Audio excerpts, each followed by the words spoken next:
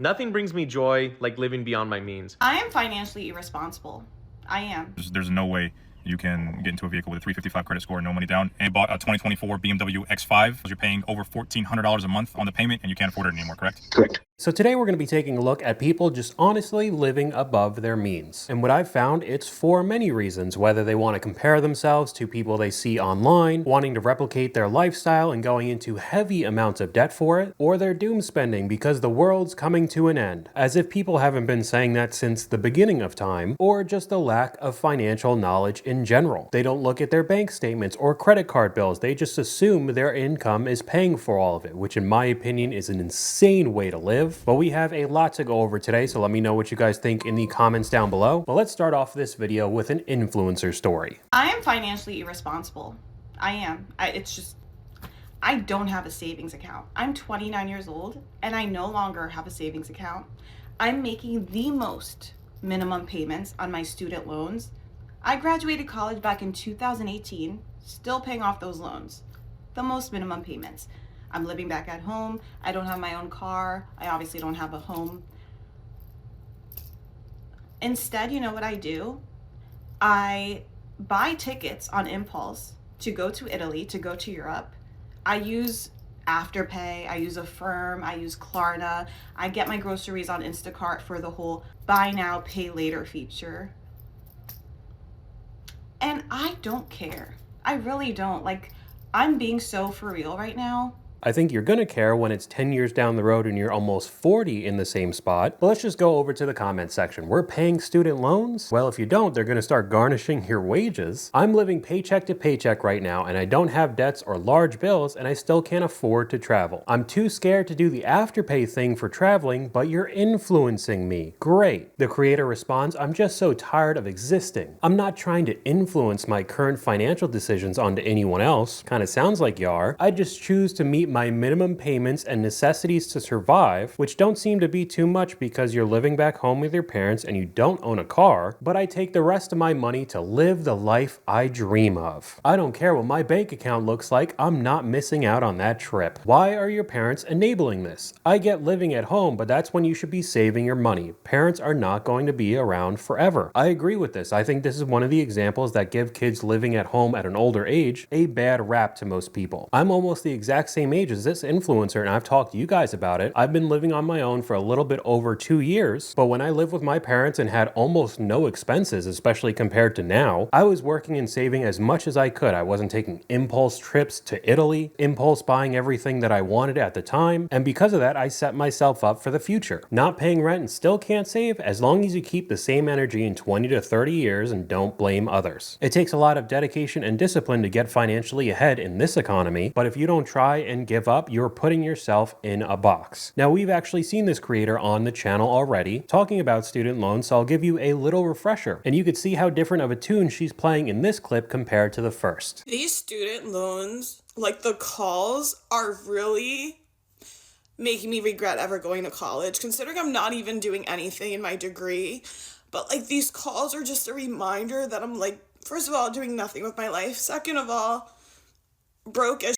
And yes, I hee hee ha ha about it here, but like, it's literally not a joke. It's like embarrassing and it's like the most stressful thing. And I never want to be the person that's like driven by money. Like, that's not me, but like sometimes I wish I was, so I wouldn't be in the position I am in. And like, dealing with these calls and having to basically say my situation, like, I literally cannot pay off an amount on these damn student loans. But from the first clip, it seems like you can't make the payments because you're spending all of your money immediately. But we could take the next step and talk about some of these giant influencers. Okay, so I don't know about y'all, but I've noticed that there's a huge influx of broke influencers on TikTok that are begging for money, and some of them even being involved in scams. Yesterday, I saw this TikToker who had almost 1 million subscribers or followers, and she was involved in a GoFundMe scam, and the GoFundMe got shut down. And it's just like, the problem with so many of these TikTokers is that, or any influencer, is that they're living above their means. And something that my grandma taught me as a kid that I'll never forget is she said, If you cannot buy something with cash in hand right now, then you cannot afford it. Or if the money isn't in your checking account right now, the full amount, you can't afford it. And it's like, I've seen so many scandals over the years of influencers, from YouTube or any, community that have gone broke because they start to live above their means. I think the creator's TikTok name is Tara Lynn. She has millions of followers. At one point, she was talking about making $350,000 a month and is currently having issues talking to her followers saying that she's broke and can't afford her $25,000 a month mansion in LA. If that isn't an example of living above your means, I don't know what is, but we have another example up on screen right now. This is what a lot of the gurus and alpha male course sellers do all the time. POV, it's your turn for the group R8 and Rolex, just so they could all make the same type of content in their penthouse suite in Miami also. And you just need to buy my Forex or dropshipping AI course, and you could be just like me, but they're lying to you as well. Like the Chrome. So you owe how much on this? I owe 31. What's it worth? So right now, I see the market and everything was like on 40 something. No way. Can you start up for me? Moment of truth. Oh, yeah.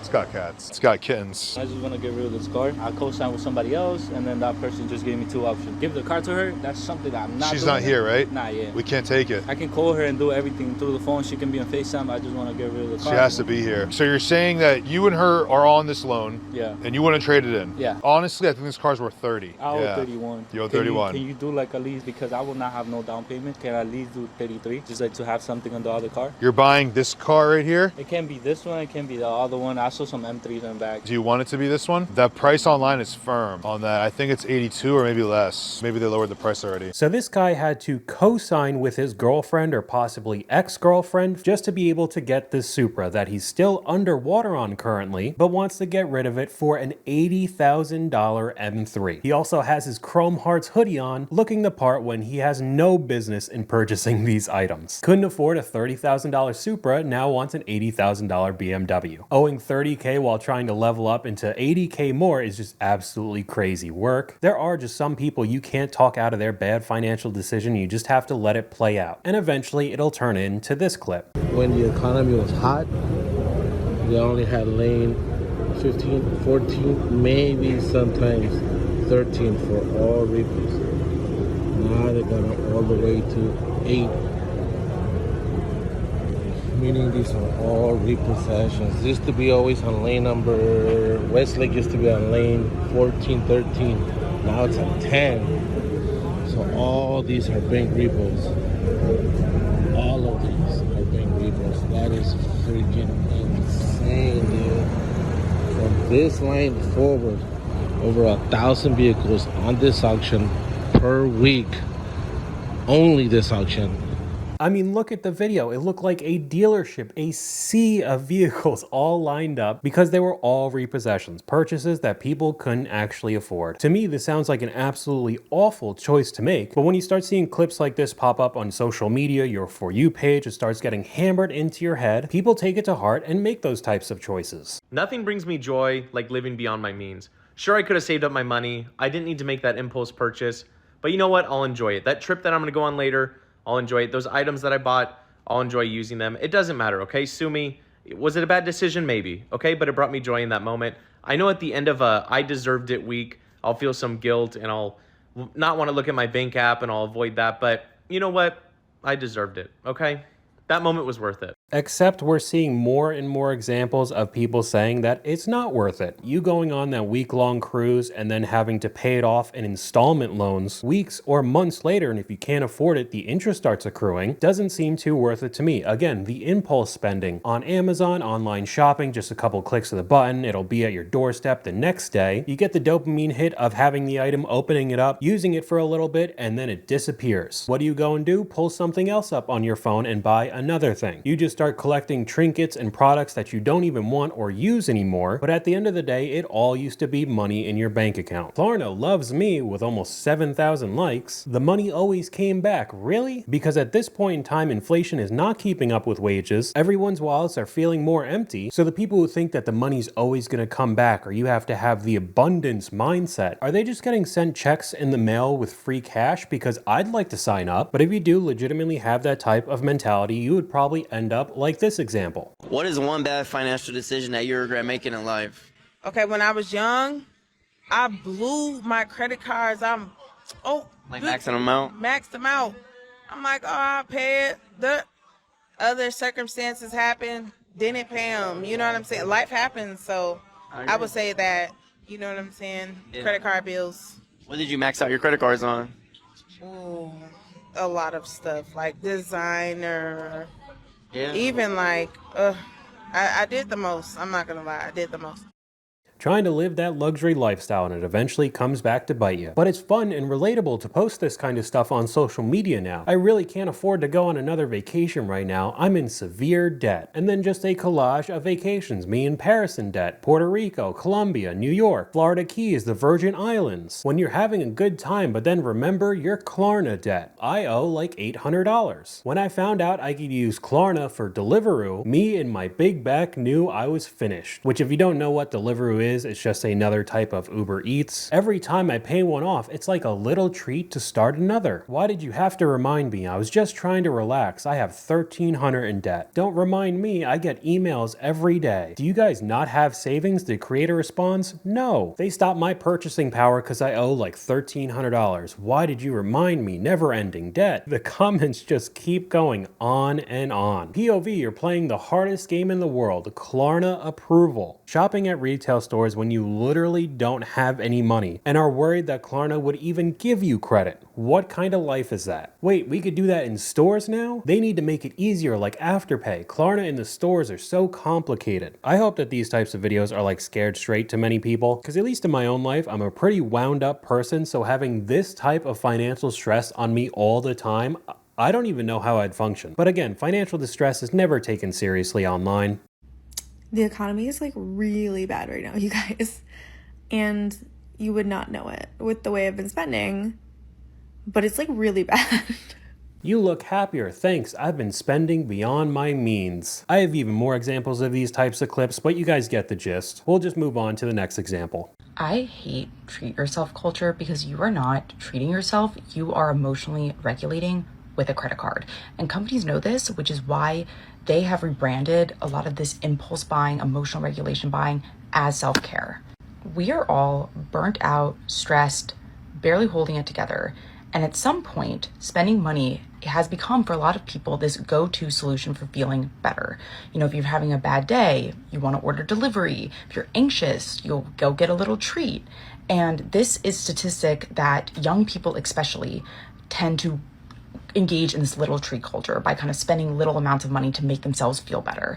And it's rebranded as idea of like self-care, when really it's a coping mechanism and an unhealthy way to self-soothe when you feel discomfort or negative emotions. One thing that I think is interesting, especially in recent times, so many people are tired of giant corporations. They own everything. Nobody could afford basic needs. Everything's so expensive, which I think is a valid point, but then are completely okay with the credit card companies having record-breaking profits because of things like treat yourself culture, which is just a marketing scheme at the end of the day. It's not about self-care or making you feel better. They just want you to buy more crap, because eventually when you can't pay it off anymore, that 20 or 30% interest rate is going to be brutal. But there are so many people who don't see it for what it really is, and then you're in a constant debt cycle for the rest of your life. Ever since the treat yourself thing became popular, I felt like it was propaganda to spend, so thank you for voicing this. Now, as I've said before many times on this channel, hopefully these types of videos help you with either your financial literacy, improve ways to save money, increase your savings, anything along the lines of that. But I thought this theory from this next example was too interesting not to put in this video. You know that theory that if you take all of the money in the world and split it up evenly between each person, that it will eventually get back to the people who had it in the first place?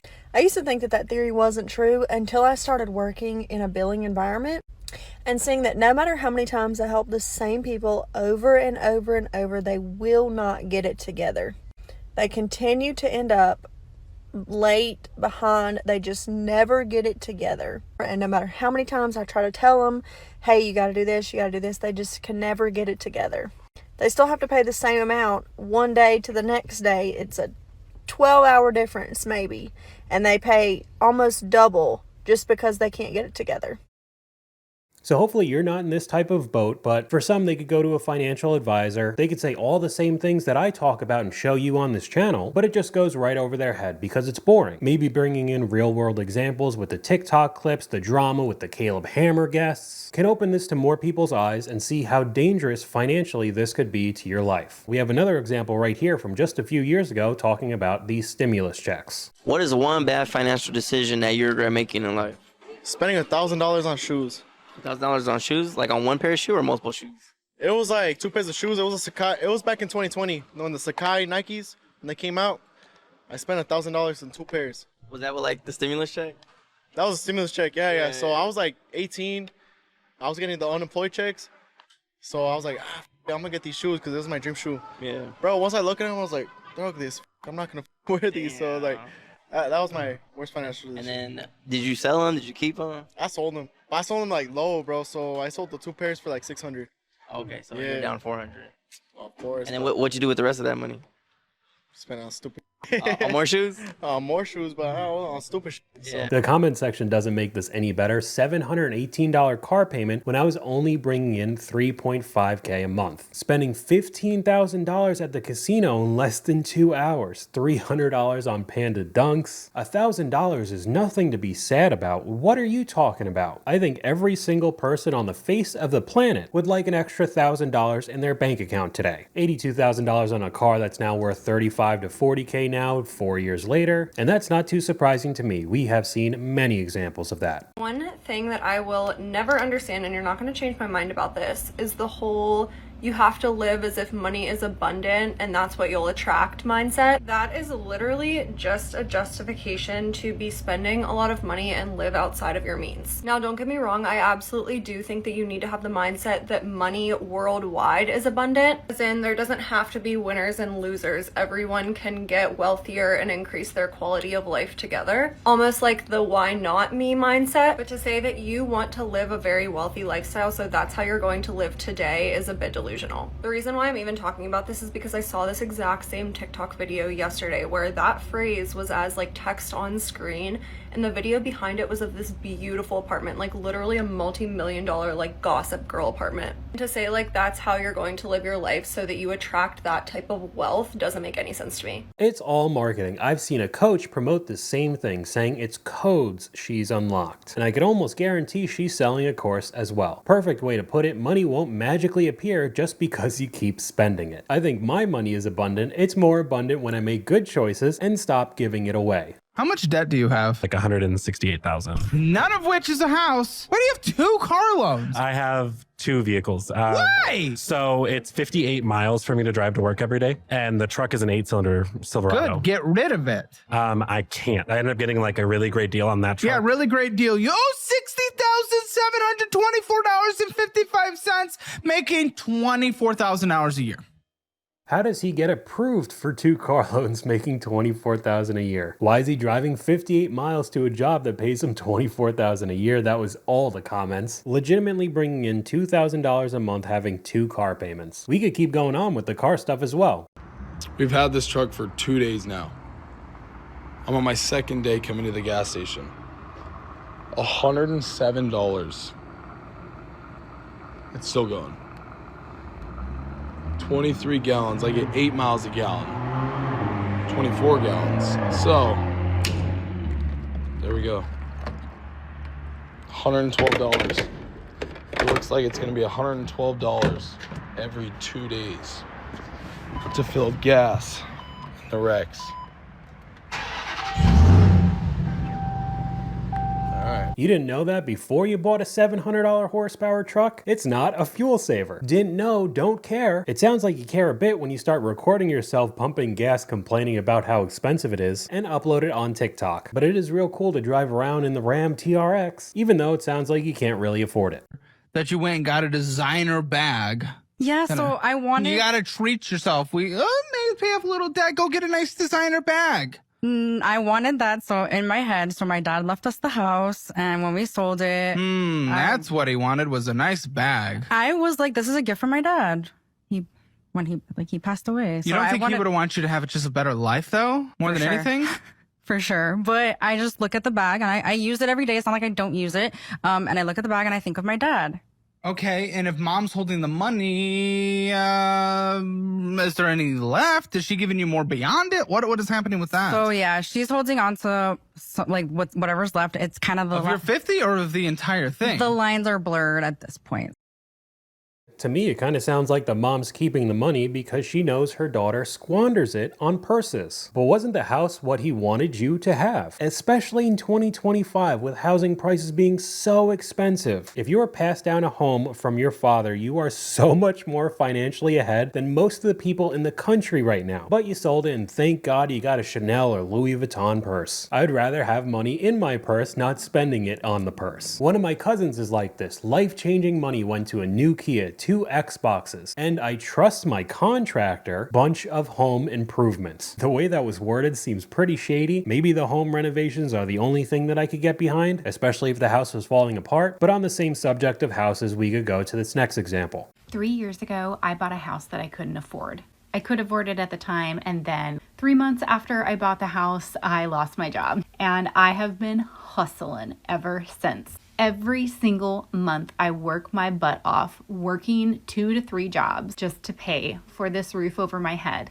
So let's do a house tour. This is what $800,000 buys you in Portland, Oregon. So this woman is killing herself because she purchased a house she couldn't afford. Kind of sounds like right off the bat, let alone her getting laid off after the fact. $815,000, and I have the clip up on screen. I personally think it's a very nice house, and she goes through room by room, and unfortunately, there is only 1 bathroom in the entire home. For something that you paid almost 7 figures for? I know that Portland, Oregon, that whole area, Washington, Seattle, is just wildly expensive, but her paying $5,000 a month is what she said, just does not seem worth it to me. Longtime Portland, Oregon resident here, that house is gorgeous, but not $800,000 gorgeous. $5,000 a month is terrible. Being house poor is no way to live, and keeping up with the Joneses is no way to live. The creator responds, I don't think buying a 1,700 square foot, 1 bathroom, non-updated home is keeping up with the Joneses. That may be so, but it does sound like you're house poor and living way beyond your means. There's no way you can get into a vehicle with a 355 credit score, no money down, and bought a 2024 BMW X5. You're paying over $1,400 a month on the payment, and you can't afford it anymore, correct? Correct. I'm glad we're able to connect, and if you could Yes, just sir. kind of briefly summarize what you got going on. So I recently, I bought a car, BMW X5 2024, on June 2023, 2 years ago. I have a good IT job. I make around 118 a year. So I pay monthly $1,447 in car. I had other business income, extra income. But 1.5 years ago, I went through a divorce. Divorce is done. My finances are still stuck. Now, I have a heavy credit card, Amex Platinum, this, that. I have all those cards. Now, the problem is I've not missed a single payment with the car. I pay on time, good income. The credit cards, all income went too high. I lost my house. I'm living on rent. The problem is now the car payments are too much for me. I want to give away the car. Okay, so even with almost $10,000 a month coming in, he was still being stretched thin with the amount he was paying for everything, and the house of cards starting to collapse. A little bit more context, we go over to the comments. How did he even get approved with a 355 credit score? I have no idea. $82,000 in credit card debt, and Yusuf didn't even flinch. He responds, I've heard worse. $118K a year, and he has nothing to show for it. For an IT guy, he's not very smart. To me, this does sound a lot like keeping up with the Joneses, being decently successful, but still living paycheck to paycheck. Maybe that's not even the case with the $82,000 in credit card debt. And with any sort of hiccup in your life, you can no longer afford it and everything comes crumbling down. But we're going to finish off this video with some advice. Do you actually want it, or do you just want other people to see you have it? Like, if the rest of the world was extinct, would you really be walking around with a Louis Vuitton bag? Like, I don't really think you would care that much. Status makes people feel important, and material possessions oftentimes can give people status. I saw a quote once that said, it's not about the art, it's about the reaction of the audience. Like, people legitimately care more about how other people perceive things than they do about how they perceive it themselves. And the result of this is that our entire society is fake. Everybody is wearing a mask, and they do things just to gain social currency. Some live life through the perception and opinions of others. Some sadly without even knowing it, making life choices that eventually lead them to a place where they don't feel comfortable, especially when we're talking about finances. Did it really happen unless we post it on social media? And I think this has been exacerbated even more because everybody could connect with each other online now. Just like a lot of the credit card debt and the high car payment videos, I could make this into a series until the end of time. There are so many examples that get uploaded every single day. But that's all I got for you guys. Let me know what you guys think in the comments down below. YouTube thinks you'll like this video popping up on screen right now, but hopefully you guys enjoyed this video. If you did, please leave a like, and I'll talk to you guys later.